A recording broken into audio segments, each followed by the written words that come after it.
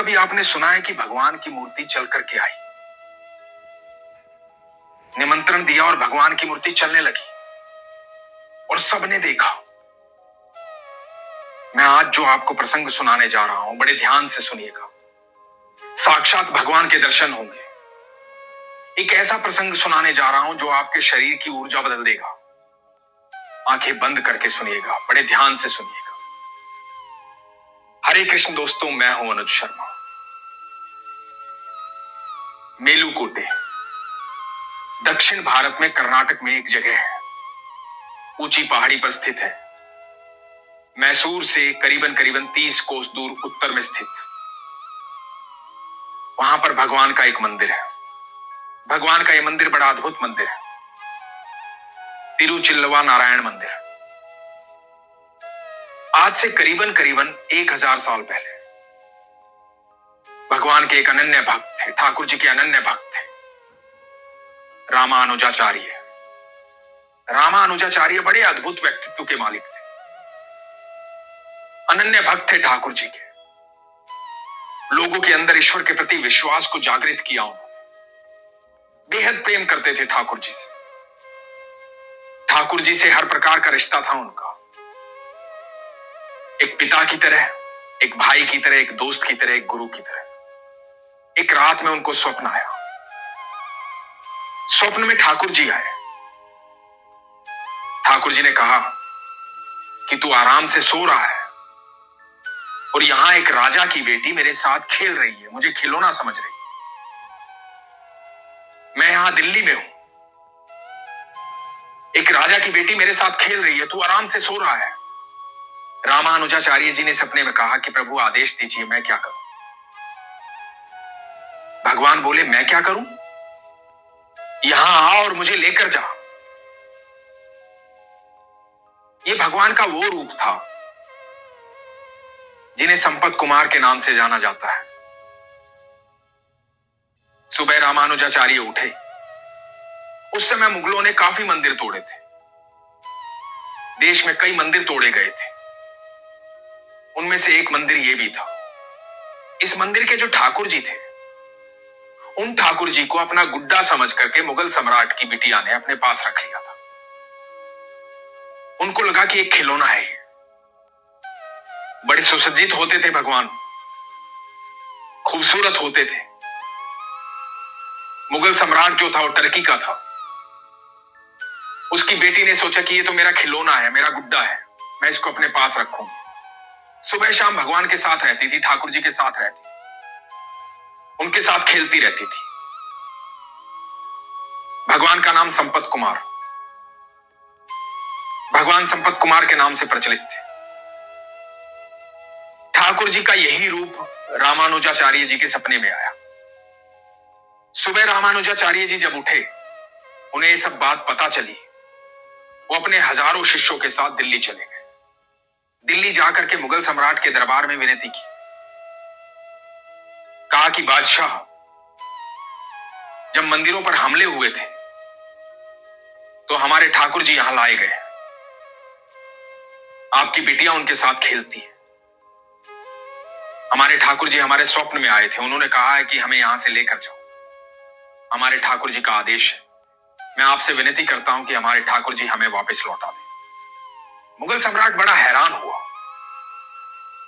कि स्वप्न में आकर के ऐसा कहा कि मेरी बिटिया के पास ठाकुर जी हैं।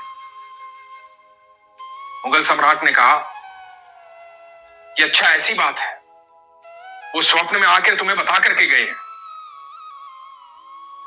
तो फिर तो तुम यहां तक आ गए हो, तो बुला लो अपने ठाकुर जी को। और यदि तुम कहते हो कि वो इतने ही साक्षात है, इतने ही जीवंत है, और तुम्हारा स्वप्न सच्चा है, तो यहीं पर बुला लो जहां खड़े हो। यदि तुम्हारे ठाकुर जी आ गए तो मैं तुम्हारे ठाकुर जी तुम्हें सौंप दूंगा, और यदि नहीं आए तो तुम्हें खाली हाथ वापस जाना पड़ेगा। रामानुजाचार्य जी ने कहा कि ठीक है। ठाकुर जी का वहां बैठ करके ध्यान किया। ठाकुर जी को पुकारा कि हे मेरे कन्हैया, हे मेरे ठाकुर, आप आ जाओ। मैं हजारों किलोमीटर चल करके आ गया हूं, अब आप आ जाओ, अब आपकी बारी है। आप आइए, सबको बताइए कि आप यहां पर हैं, मैं सच कह रहा हूं। बात स्वप्न की थी। बादशाह को पता था कि उसकी बेटी के पास ठाकुर जी हैं। वो गुड्डा समझ करके खेलती है, लेकिन बादशाह इस बात को मानने के लिए तैयार नहीं था।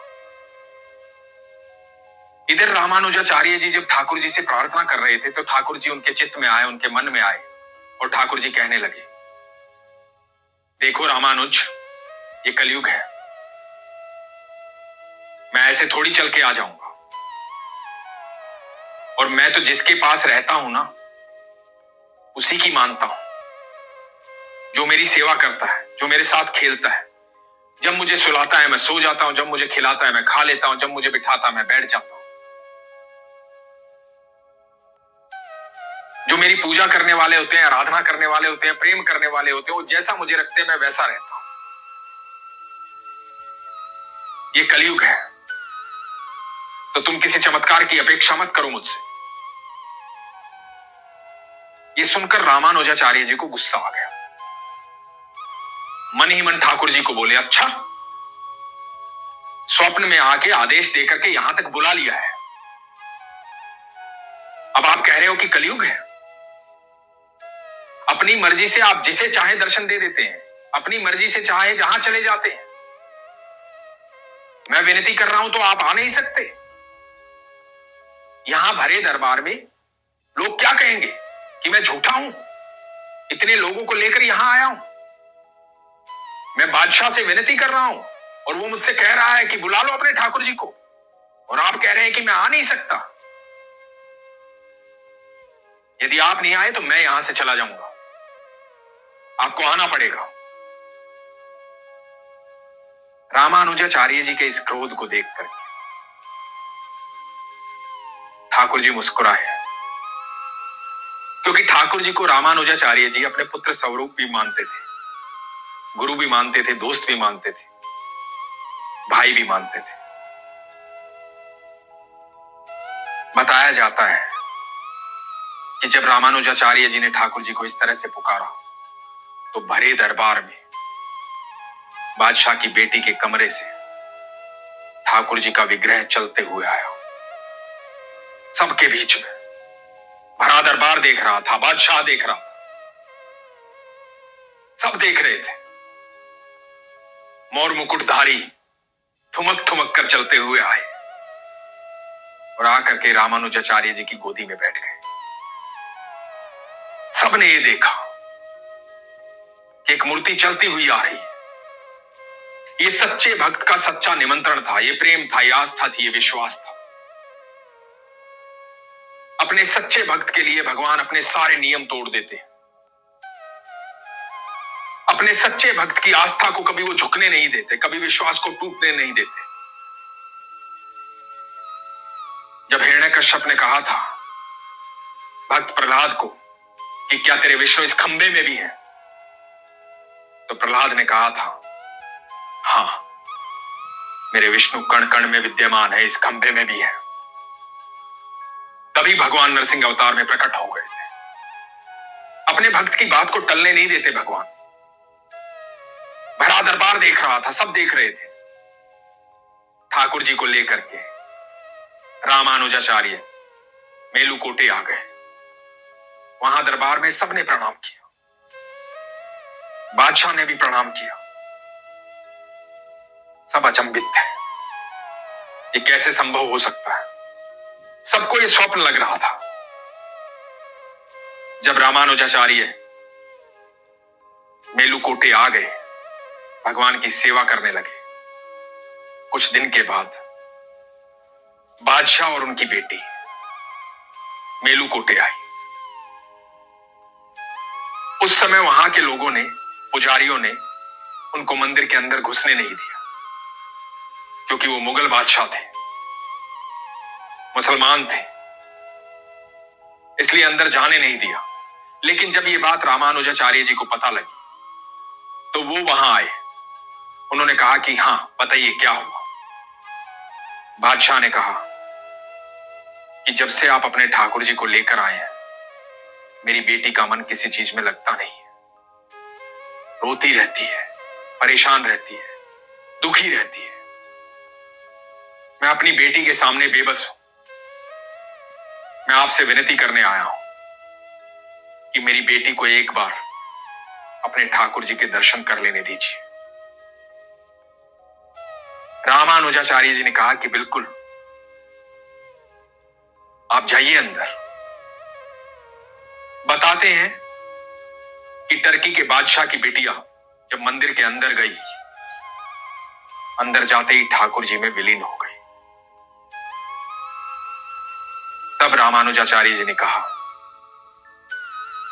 कि इसे ठाकुर जी पसंद नहीं थे, ठाकुर जी को ये पसंद थी। ये ठाकुर जी को प्रेम नहीं करती थी, ठाकुर जी से प्रेम करते थे। ऐसे लोग विरले पैदा होते हैं दुनिया में जिनसे ठाकुर जी प्रेम करते हैं। आपकी बिटिया को ठाकुर जी प्रेम करते थे। टर्की के बादशाह भाव विभोर हो गए, नतमस्तक हो गए। आज भी उस मंदिर में एक छोटी सी मूर्ति है। वो मूर्ति है टर्की के बादशाह की बेटी की, जो उनके प्रेम में दीवानी थी, ठाकुर जी के प्रेम में पागल थी, बेहद प्रेम करती थी। भाव चाहे कुछ भी रहा हो, लेकिन प्रेम तो था, और इतना अत्यंत प्रेम था कि ठाकुर जी में विलीन हो गई। आज भी साल में एक दिन ऐसा आता है जब ठाकुर जी का और उस बिटिया का विवाह करवाया जाता है। उनके प्रेम की बात की जाती है, सच्ची आस्था की बात की जाती है। और जिस दिन ये विवाह समारोह होता है, उस दिन ठाकुर जी पठानी सूट पहनते हैं, क्योंकि वो टर्की के बादशाह की बेटी थी। तो हमारे ठाकुर जी टर्की के बादशाह के जमाई हुए। ये सच्ची आस्था की बात है, सच्चे प्रेम की बात है, विश्वास की बात है। हमारे ठाकुर जी जगन्नाथ है। वो किसी एक संप्रदाय के नाथ नहीं है, किसी एक जाति के नाथ नहीं है। वो हर जीव के नाथ है, जगन्नाथ है, पूरे जगत के नाथ है, अनंत ब्रह्मांड के रचयिता है। अनंत ब्रह्मांड उन्होंने बनाए हैं। हर जीव को ठाकुर जी से प्रेम करने का अधिकार है, क्योंकि ठाकुर जी हर जीव से प्रेम करते हैं। जब आपकी आस्था सच्ची होती है, आपका विश्वास सच्चा होता है, तो आपको ईश्वर की अनुभूति होती है। इस अनंत ब्रह्मांड में जितने भी जीव हैं, सबका जीवन अच्छे से चलेगा, क्योंकि ठाकुर जी सबसे प्रेम करते हैं। सबके जीवन में उनकी आवश्यकता अनुसार मूलभूत आवश्यकताएं उनकी पूरी की जाती हैं, क्योंकि ठाकुर जी प्रेम करते हैं। उसका सबसे बड़ा उदाहरण यह है कि जब हम जन्म लेते हैं, तो हमारे जन्म लेने से पहले हमारी व्यवस्था हो चुकी होती है। हमारे हिस्से का दूध हमारी मां के पास आ चुका होता है। यही ठाकुर जी का प्रेम है हमारे प्रति। हमारे लिए सारी व्यवस्थाएं होती हैं। हम पूजा पाठ करें या ना करें, सारी व्यवस्थाएं अपने आप होंगी। लेकिन यदि हम ठाकुर जी की शरण में रहेंगे, उनसे प्रेम करेंगे, उन पर विश्वास रखेंगे, हमारी आस्था प्रगाढ़ होगी, हम वैसे कार्य करेंगे जैसे ठाकुर जी चाहते हैं, तो आप यकीन मानना, आपके हिस्से की जो तरक्की है, आपके हिस्से का जो सुख है, आपके हिस्से की जो कामयाबी है, वो कई हजार गुना बढ़ जाएगी। आपके जीवन में कभी दुख नहीं आएगा। आप हर पल सुख महसूस करेंगे, हर पल खुशी महसूस करेंगे। और सिर्फ आप ही नहीं, आप जिस भी प्राणी से मिल लेंगे वो खुश हो जाएगा, क्योंकि आपके चेहरे पर एक अद्भुत तेज आ जाएगा। आपके भीतर आध्यात्मिक ज्वाला जो है, वो इतनी तीव्रता के साथ जलेगी कि आपका प्रकाश चारों तरफ दिखाई देगा। वो आपके भीतर प्रकाश ठाकुर जी देंगे। तो अपने भीतर के उस प्रकाश को जागृत कीजिए, अपने विश्वास को प्रगाढ़ कीजिए, अपनी आस्था को मजबूत कीजिए। इसीलिए मैं कहता हूं, अपने विश्वास को मजबूत रखिए, अपना ख्याल रखिए। हरे कृष्ण।